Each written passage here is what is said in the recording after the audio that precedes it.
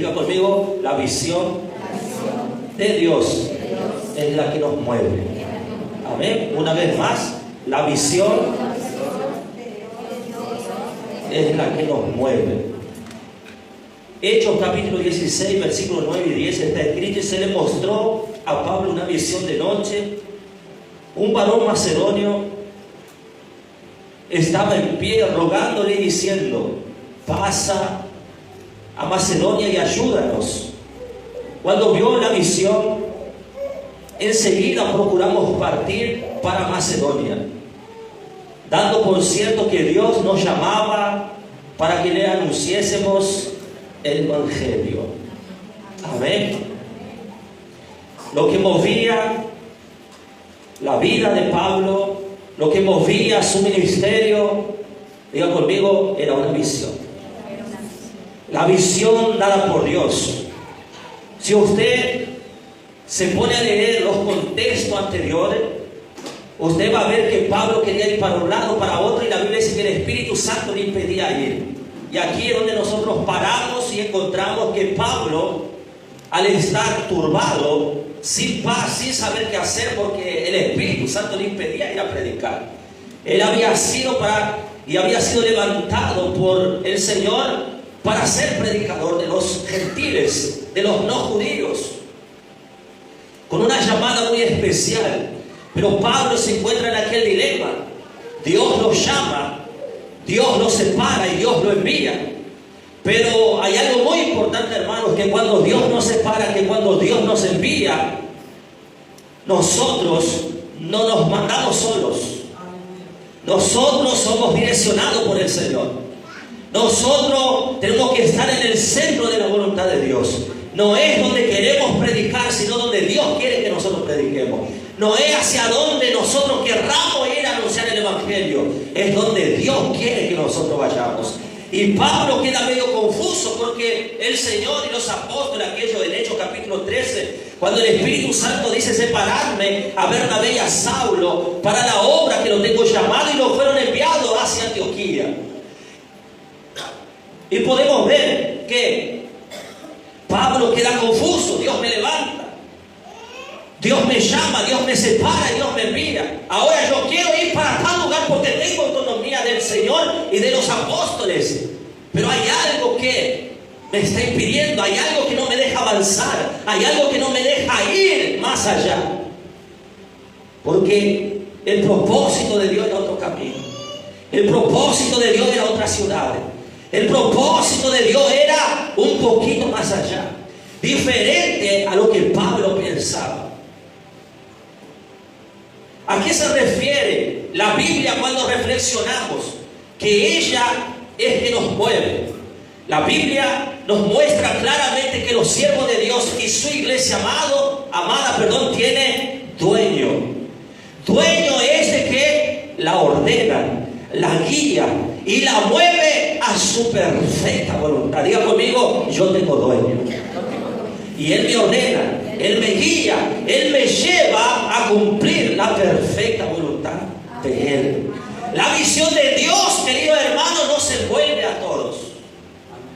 Y es de nuestra competencia envolvernos. La visión de Dios nos empodera a todos.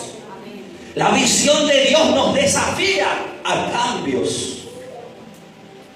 La visión de Dios te separa, hace que te apartes del pecado, hace la visión de Dios que te aparte de malos hábitos, que te aparte de malas influencias tóxicas que perjudican tu comunión con el Espíritu Santo y con tu ministerio sacerdotal. La visión te aparta de vicios, de inmoralidad, de vanagloria, de orgullo y de egoísmo. Podemos estar oyendo una vez más lo que Pablo oye cuando él quería ir hacia otro lado. Podemos, por medio de la fe, contemplar lo que Pablo está pensando de aquí para adelante. Pablo, pasa a Macedonia y ayúdanos, Pablo. Pablo, te estamos necesitando, Pablo. Pablo, estamos esperándote de brazos abiertos, Pablo. Esta era la voz que resonaba en la cabeza de Pablo, de un varón hoy actualmente de Grecia, iglesia diciendo: Pablo, ven y ayúdanos. En otras palabras, no sé si aquel macedonio de la misión sabía que Pablo estaba queriendo ir para otro lugar. Decirle al que está a tu lado: no te muevas del lugar que Dios te ha plantado.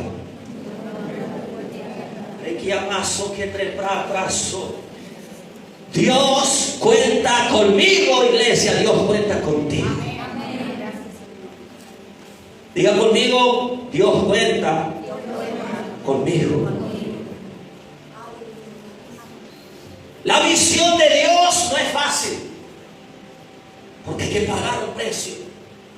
El precio de la separación al mundo. De todo esto, lo que yo hablé, del pecado y todo más. ¿Qué pasó? No hay más gloria a Dios. ¿Qué pasó?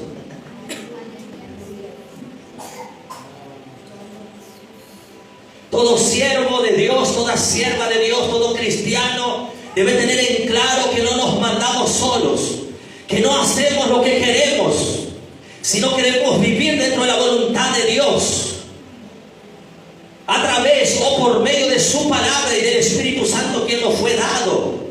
Nos fue dado para que nos ofrezca dirección, autoridad espiritual y propósito divino. Está en nosotros, está en ti, en tomar o dejar al Espíritu Santo.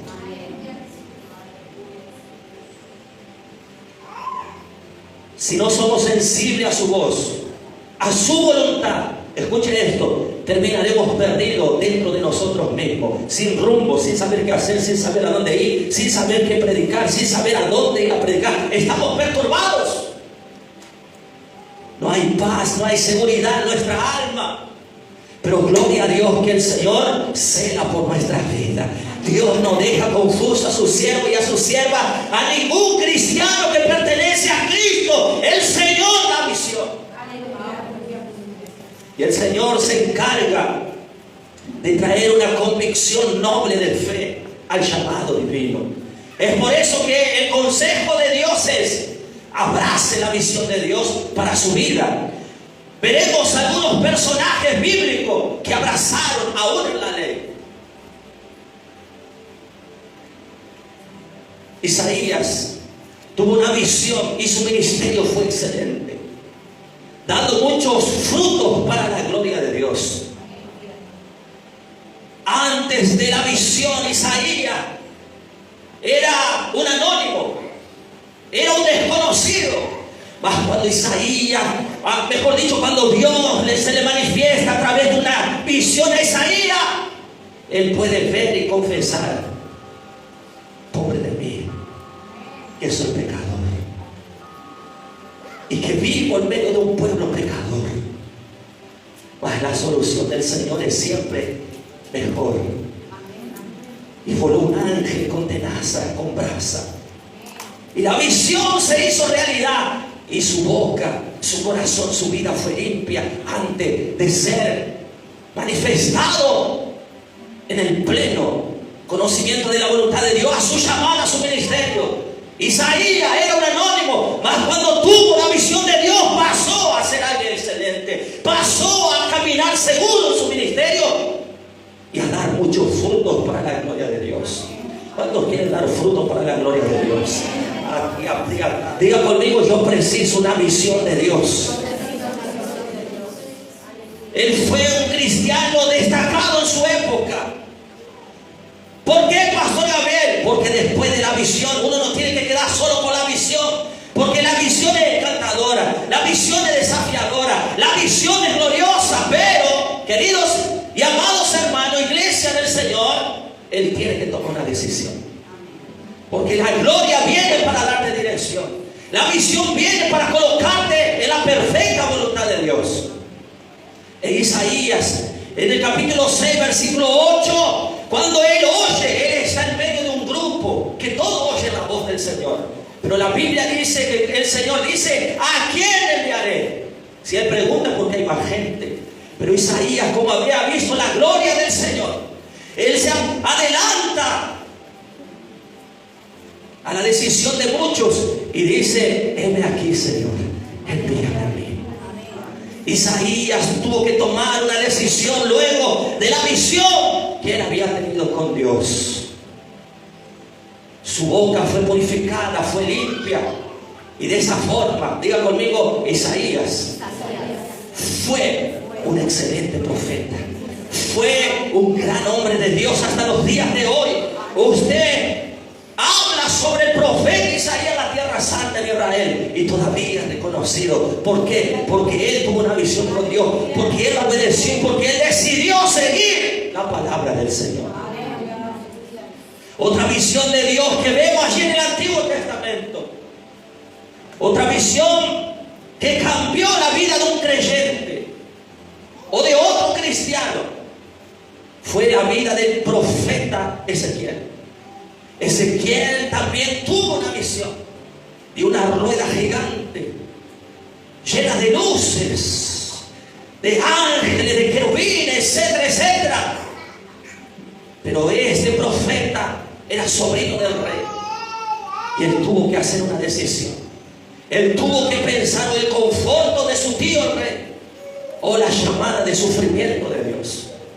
Ezequiel también tuvo que decidir entre la voluntad de Dios o el palacio. Decirle qué va a decidir vos: el palacio o la voluntad de Dios, el conforto o la llamada divina del Señor. Yo sé que aquí hay gente vocacionada que Dios está por desatar una visión sobre usted. Amén. Gloria a Dios. La promesa es derramar de mi espíritu sobre todos los siervos, gloria a Dios, sobre todas las siervas, gloria a Dios, pero también sobre los jóvenes, sobre los adolescentes, sobre todo.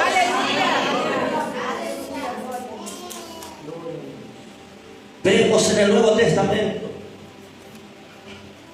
un hombre llamado Cornelio, varón justo, temeroso, hacía limosna para la gente, no conocía a Cristo, mas era justo.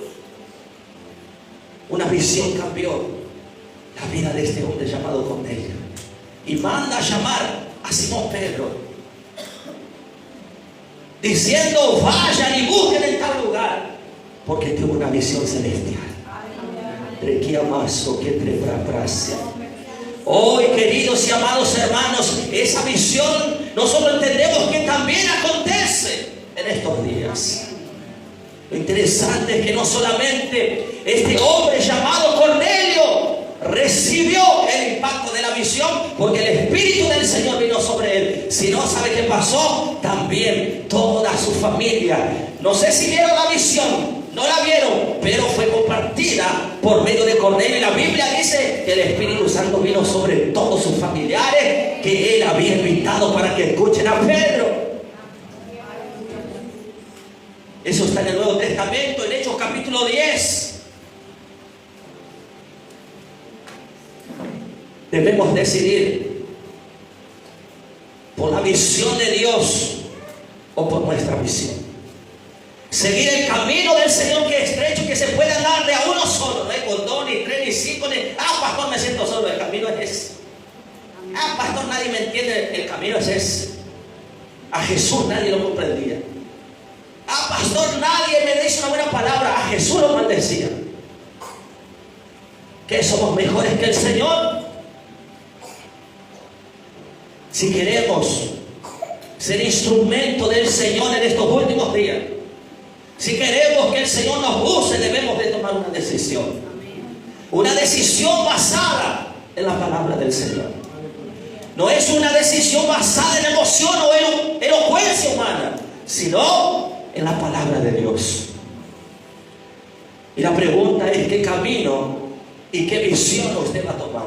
¿Cuál va a ser la decisión que usted va a tomar? Porque Dios está llamando.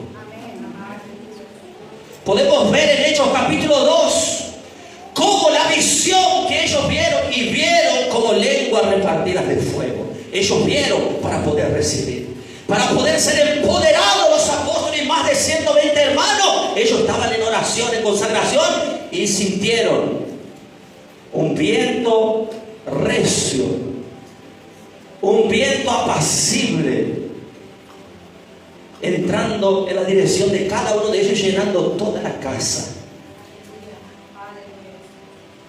Ellos pudieron percibir que algo diferente estaba pasando, así como está pasando en esta noche aquí.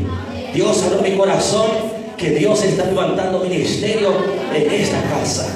Dios me habló que Él está dando visiones, llamada divina del cielo. Ellos pudieron contemplar la visión del Espíritu Santo con otros idiomas, otras lenguas. Esto transformó la vida de aquellas personas, de los apóstoles. Más de 120 cristianos empoderados de la visión del Señor. Detalle: cuando acontece eso, una multitud viene para enfrentarlos. Esto habla de desafío. El poder del Señor, de la visión, no es para entretenernos. La visión del Señor viene para sacarnos del ordinario y colocarnos en lo extraordinario. Para que yo siento la gloria de Dios, hermano. Yo siento que es el mismo Espíritu que transformó estos apóstoles y estos 120 cristianos. Está aquí en esta noche. Pero vamos un poquito más adelante. Decir al gratuito, porque la visión de Dios no acaba. No acaban los apóstoles, no, hermano. Dios es mucho más. El interés de Dios es la misión. Pero no se puede hacer la misión sin una visión correcta. Es la visión de la voluntad del Señor. Esta tarea nos compete a todos. Y podemos ver una vez más otra visión que transforma la vida de un joven llamado Saulo de Tarso. Andando en su caballo se le aparece una visión y lo tumba del caballo. Y él dice: ¿quién eres, Señor? Y él dice: yo soy Jesús, a quien tú persigues. Ve a tal lugar, Saulo,